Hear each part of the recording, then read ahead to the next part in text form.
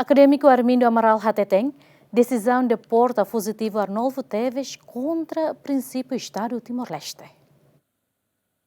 Terça calang mais ou menos Tucualo Robalum, Polícia Migração executa ordem do Ministro Interior o de halo detenção obrigatório para Arnolfo Teves JR e a residência Meteout Cristo Rei. Também a Autoridade de Segurança Migração executa ordem o de transporta Arnolfo Teves JR, onde a defesa João Serra para segura e edifício Serviço Migração Ministério Interior o de rei na avião a tu deporta Arnolfo Bania nação origen. Mas bem acadêmico Armindo Amaral Muniz Ateten, decisão contrário ao princípio Estado Timor-Leste, e o decisão Tribunal Recurso. Tribunal Recurso, fulan março, decide kata labele extradita.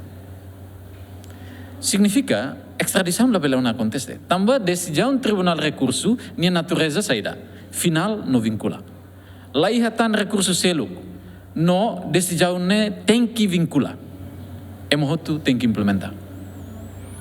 Mas bem, decisão do Tribunal Recurso decide que a label extradita, de repente, a imigração vai capturar Emaniaman, também considera a prensa requisito para asilo político. Estado não é Estado de Direito, lá é Estado de Poder, nebe ita gere tur ema idarua ni hakar. Tem que gerir tur Constituição, lei, no princípio Estado de Direito e Timor-Leste. Então, se quando o Tribunal Recurso decide que a label extradita. Mas se mais falou tiro museu que deporta.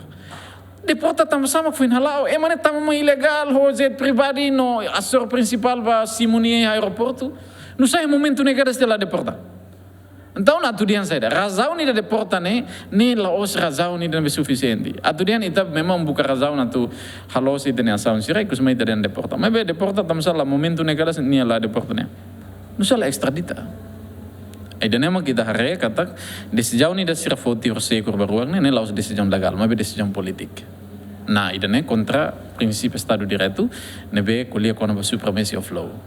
Ini lah osdit kontra prinsip ini. Mas be defama be Estado de Direito Timor-Leste.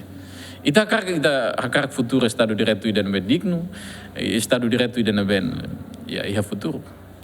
Laos Estado de Direito ida nebe baloron ita dudu nenek tama barenaru. Toman ida nebe hanesa nita consegue halo mosia 2009 hasuro maternus bere, ita hasuro halo tan hasuro Arnold Teves.